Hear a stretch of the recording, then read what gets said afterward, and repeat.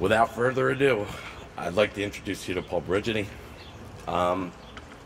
This is kind of how he was the catalyst for this entire celebration, because he's one of the customers that we're talking about. He'd been coming to the shop for well over 15 years. He's one of the people that you're proud to call a friend, and just a real class act. So, Paul.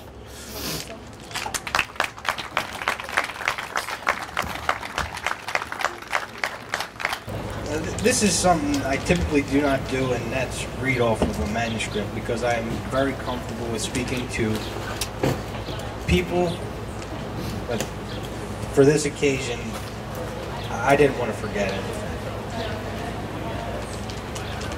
So today I am humbled. I'm humbled because of the fate that seats me here in front of all of you. And I will explain this in a short, quick story in conclusion. It was told to me if, on a few occasions, hopefully one day, you will be in a position to give, because there is no better feeling than to help others. The feeling of giving is more fulfilling than receiving. Well, this is certainly a debatable subject. It's a little tough. I can justify this by having someone offer me the opportunity to totally rebuild my house to meet my family's needs. Someone test this theory. The end of life loomed for better part of a year, and the reality that a reliable vehicle for my wife and family was unavoidable.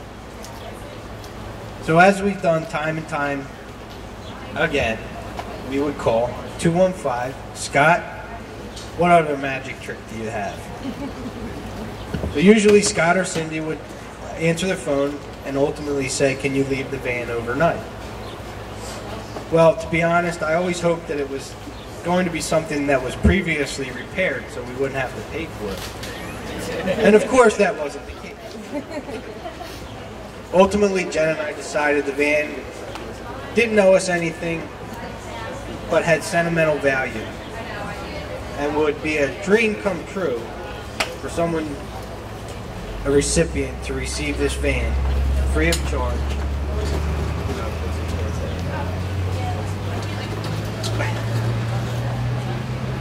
But under one condition: she must go to a veteran, a wounded warrior that served our country.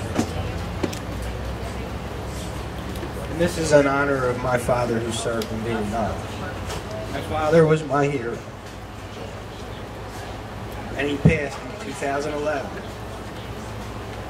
He was the recipient of a lung transplant in 2006, giving our family an extension on life for 5 extra years. We as a family saw the struggles Dad went through in his later years and related him to our beloved van. We saw the potential in the smiles and the freedom and the feeling of donating our baby to an honored recipient who at one time laid their life down on the line for our country. Jen and I saw no purpose to call a flatbed to the house and to have it towed away to some unknown scrapyard with only memories of our children arguing over what to watch on the TV. That's right, that didn't work either. So once again, we called 215, Scott, we'd like to donate our vehicle. Can you help? His response was, absolutely. I am totally on board with you. So Motorcar Makeovers took the van under their wings and pulled out yet another magic trick. What you see, or what you will see, is a result from a person in a business that has incorporated staff totally willing and capable to reach out and sacrifice a little bit for the benefit of someone like our recipient. Thank you. From the bottom of my heart and our family, and everyone here and those physically no longer with us, thank you for your service and God bless you. Scott and Cindy.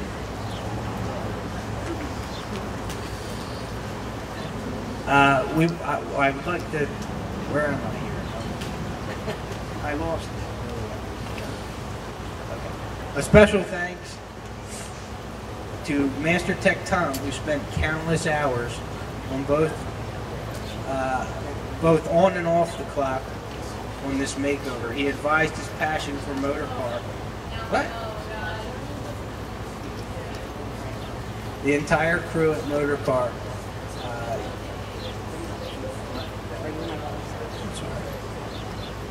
You are all spokes in the wheel and deserve many kudos. Thank you for making a customer's dream come true.